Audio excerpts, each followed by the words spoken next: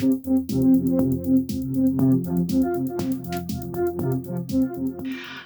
everyone, it's Elizabeth from Elpis Astrology at elpisastrology.com. Thank you so much for joining me today. And I'm welcoming all my new subscribers and viewers as well. So this video is going to be my take on the astrology for July 2024.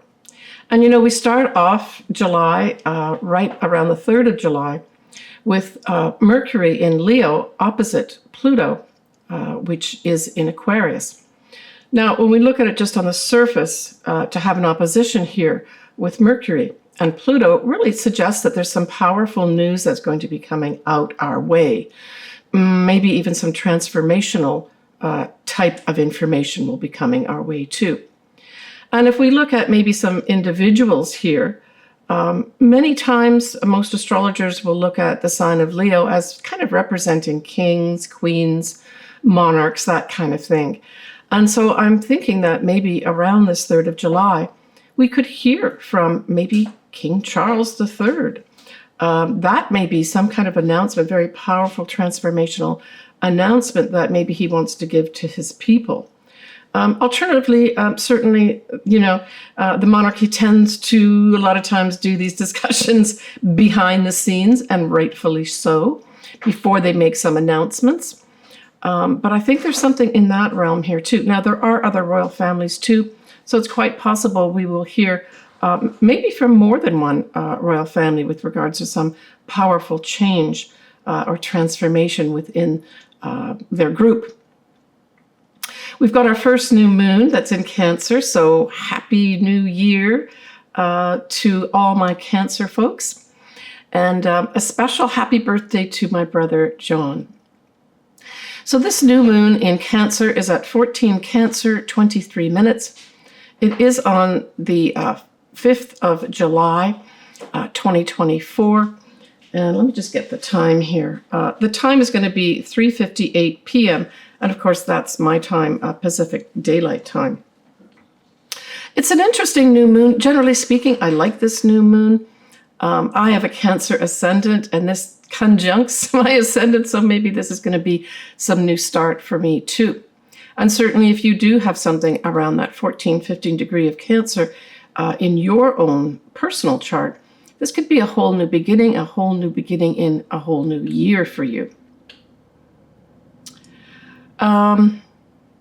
Right, so we've got Venus in Cancer as well, and Venus will be sextiling Uranus. So this is some surprising, potentially at an individual level, surprising, unexpected love coming into your life. Now, a sextile is a relatively, in many ways, benign sort of aspect. It's giving you opportunities. Do you want to take this opportunity or not? It can also bring some, on a more global level, bring in some opportunities for change in the money markets that we have. And, you know, if you have something around this degree, and my charts are always on this video part of it, so you can see the degrees as well. But we're looking really at the latter part of Cancer here. You may have some opportunities to make some money. Simple as that, right?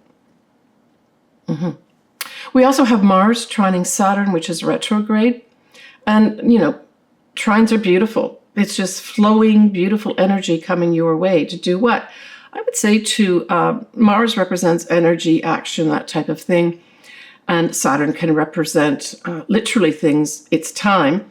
So it could literally be a trigger that happens that it's fortunate movement forward here to put new structures in place for yourself, right? It also can represent working easily with people who know the rules and regulations. So if you're in something like that, where you need to, maybe you're building your own home or putting your own business together and you want to have all the rules and regulations set up for yourself, this really provides that energy in a positive way to work with what rules and regulations are out there.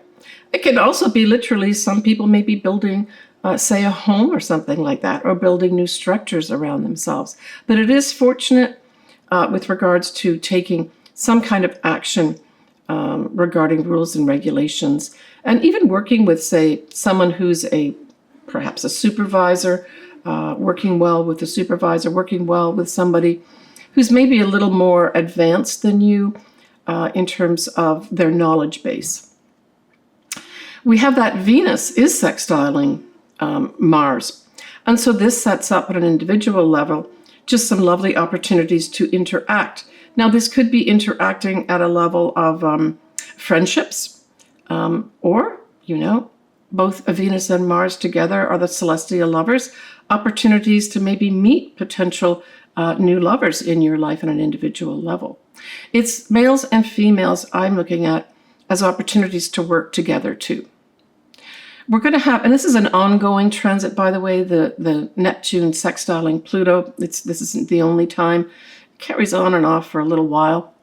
But this is like working forces working together, at a high level. And it could be even different religious factions, right? Neptune many times can represent religion, so can Jupiter. And Pluto is powerful type energy, right? Transformational energy.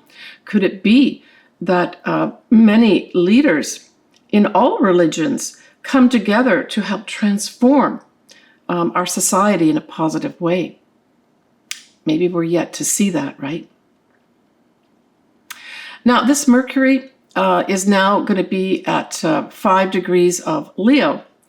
And going back to the monarchy or, the royal family, especially in the UK, this actually conjuncts King Charles's ascendant, the Mercury part of it. So this kind of goes back to what I mentioned at the beginning where, hey, we could have Charles making some kind of announcement here of some sort. But again, it could also be other things as well. But because this conjuncts his ascendant, it's pretty important. The other thing that it does, though, is that Mercury, it also squares Charles's north node, as well as his moon in the 10th house. So this could be that he has some challenges with regards to his career for some reason, right?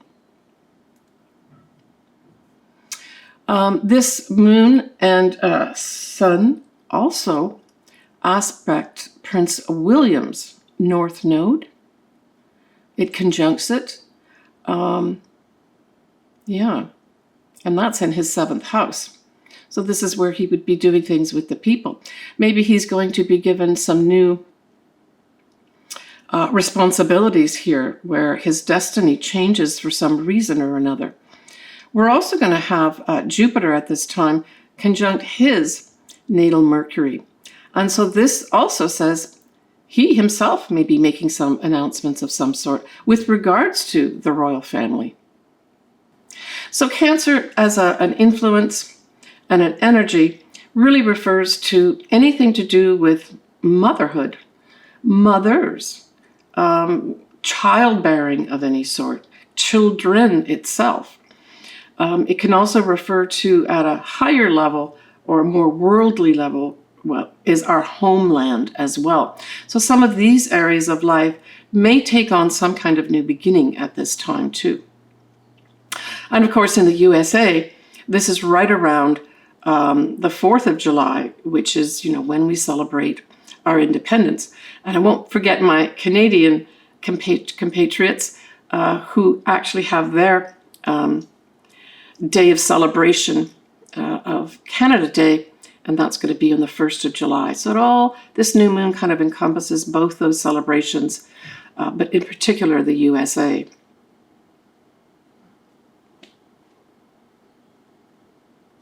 On the 8th of July, we have that Mars now conjuncting Uranus.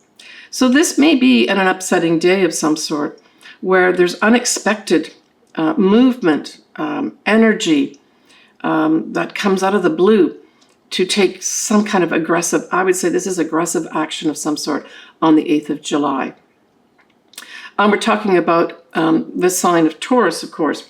So this could play out too in a more worldly way in terms of like earthquakes and volcanoes, because Earth is very much represented here by Taurus, right?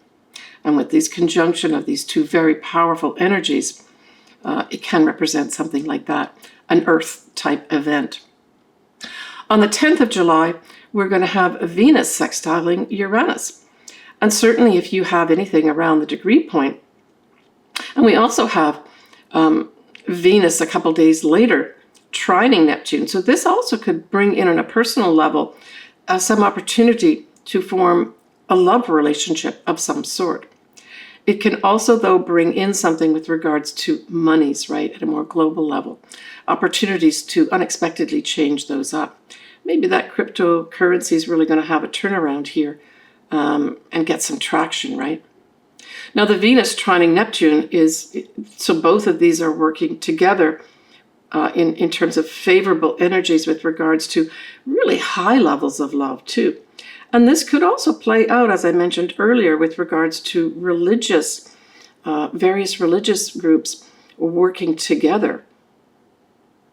It can represent females as well, too. And that female sextiling, that female planet Venus sextiling Uranus, followed by Venus trining Neptune, can just bring in some really powerful, inspirational energies from women. On the 13th of July, that Venus is going to be opposing Pluto. And so this I see as women confronting those in power. And we know there's a lot of things going on out there in politic land. And this could be some big march that happens where women get up and start saying, we're not putting up with this. You can't tell me what to do. You're supposed to be representing me, not your maybe religious fever. On the 19th of July, we have, this is an annular event. It just occurs in different degrees and obviously different signs, but we have the Sun sextiling Uranus. So these are opportunities here, unexpected opportunities really to, I think, bring things to light. That Sun is one of the most important things in a chart, and it represents its essence, right? And so I really feel that this is some kind of opportunity here, unexpected again, to shine some light on things related to, this would be related to anything to do with Cancer as well, right? Because the Sun is still in Cancer at this point. So, so these again go back to those Cancer-related motherhood, mothers, children, childbearing, that type of thing, right? Our homeland. Yeah, it's kind of like there's this request for change in these areas, right? So we're going to have the full moon in July in Capricorn. Now, this is the second full moon in Capricorn in a row. We had the first one in June, which is right around the beginning degrees of Capricorn, so it suggested a beginning. But this full moon in Capricorn is going to be at 29 degrees of Capricorn in 8 minutes, so there's 30 degrees in every sign. We know that this is right at the end of the sign. This is what's called an anaretic degree. It is a critical degree as well. And it tends to bring things up to a high intensity level, the 29 degree mark. And so I would say this is going to be an intense time, right? And this is going to be on the 21st of July. Let me get the time for you as well. Yeah. So the time is going to be at 3:16 a.m. Pacific Daylight Time on the 21st of July here. We're going to have this moon conjunct Pluto, but Pluto is kind of out of that sign, right? Pluto is still at 0 degrees of Aquarius, but that's right up next to the end of Capricorn, which is where this moon is. So we know the moon is in one sign, and then the sun will always be in the opposite sign for a full moon. So we also know that the sun is opposite to Pluto. So I would say that this is going to be a pretty intense full moon is what it boils down to.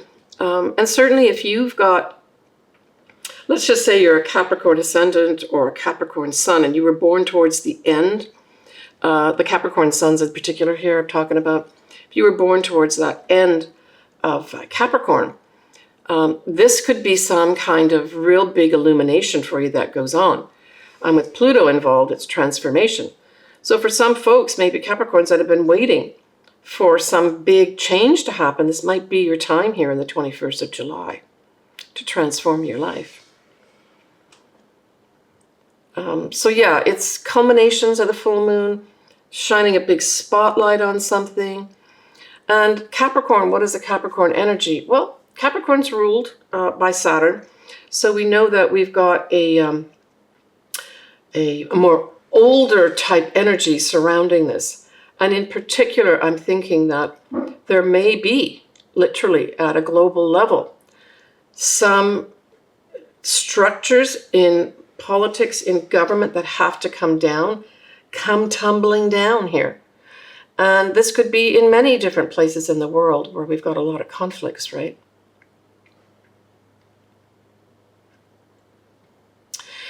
We do have that moon. It will be sextiling Neptune. That's a beautiful setup here. So the moon on a global level can represent people. And so this is people getting opportunities to have great inspiration. So maybe whatever tumbles down will provide some great inspiration for the people.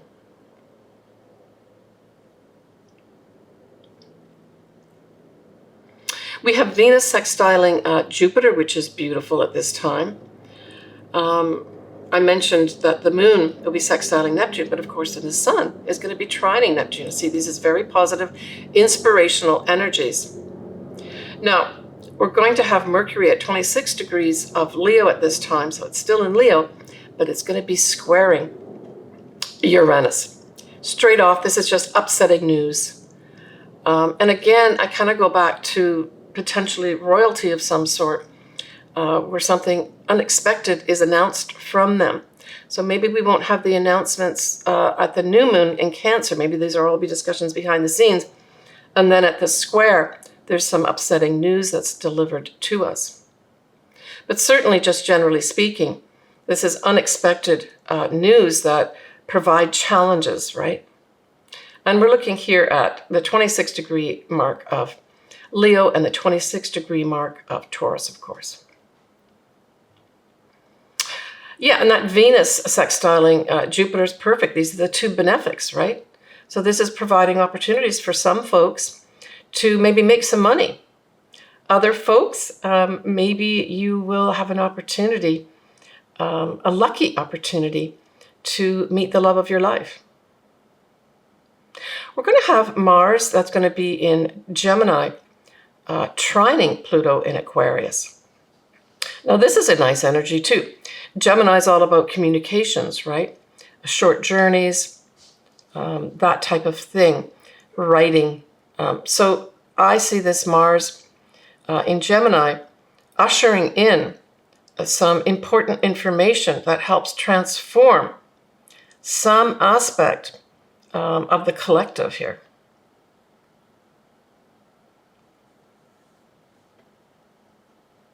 So we end July on the, well, we don't end July, but we end this last aspect on the 23rd of July, and that is going to be the Sun opposite Pluto.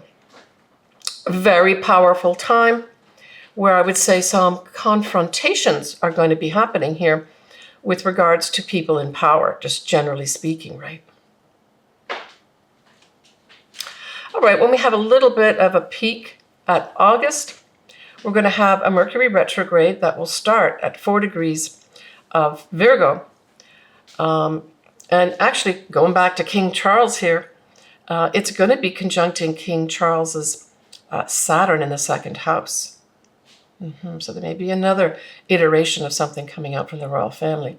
We're going to have a new moon in Leo, and I really like that new moon towards the beginning of the month of August. And then we're going to have a full moon, which is actually going to be at 27 degrees of Aquarius. And that's going to be providing a square with Uranus. So that's going to be some important information that's going to come our way. I'll talk more about it in my August video. So let's move on to the horoscopes for your either using your ascendant and or your sun. Both are important in the chart. You choose whatever resonates with you, right? So Virgo, when we look at the new moon, that's going to be in Cancer. That sextiles your sign and involves the 11th house. So right off the bat, this says to me that you could have the opportunity here to develop new friendships that actually nurture you and care for you, and maybe have a lot of compassion with regards to you as well. The 11th house can also represent groups, so there may be some Virgos that get an opportunity to join some new groups. I'm especially looking at favorable groups that have great compassion, that nurture. There may be some elements with regards to family type energies around this as well. Now, the 11th house can also be our hopes, dreams, and wishes. So, hey, there's going to be some Virgos that get opportunities to do that, to put some new initiative with regards to something to do with a wish or hope or dream that they've had for some time. So when we look at the full moon in Capricorn, Virgo, that trines your sign, so that's favorable energy, and it is involving your 5th house. And so the 5th house represents new love, true love. It represents children. It can be creative projects, games of chance. Our own business could be up here. So for some Virgos, you may be wrapping up something in this area, or at least seeing maybe the end of whatever energies you've been putting into things. Remember, this is the second part of a 2-part story, right, that started in June. So there may have been some Virgos who started up maybe a business or had ideas for a business, but it wasn't quite coming together. This full moon could see it all finally coming together, where all those energies that you put in, all those rules and regulations, all the maybe advisors that you got information from or good advice from that you took, now you're seeing a wrap-up of some sort. It is a pretty powerful full moon, I feel, this Capricorn full moon. But hey, you've got the powerful, favorable energies of a trine here. And so, look forward to something very favorable happening with regards to 5th house matters. And I mean, this could be something as simple as some Virgos give birth at this time. It could be something like that. Or a pregnancy could be. Now, it is a full moon. So I would say more than likely this is more a wrap-up with regards to maybe giving birth type energies as well. Still, other Virgos may be finishing off this fabulous creative project they've been working on, say, since June time period, and you're now seeing the end of this beautiful creative project.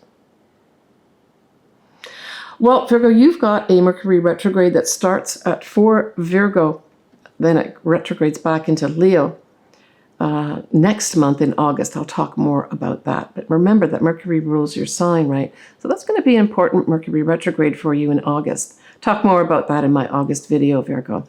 Take care. All right, everybody. So that is it for me. I'm wishing everybody a great summer. I'm in San Diego, and we're just starting to get some real heat. But I know in other parts of the country, it's been boiling hot. So for those folks, I hope you get some relief. I always love doing your charts. All my contact information is below. You can always email me. I love hearing from everybody, so please feel free to leave your comments. You'll always have something, at least a heart, sent back to you, right? Take care, everyone. Sending everybody lots of love and lots of happiness. Bye for now.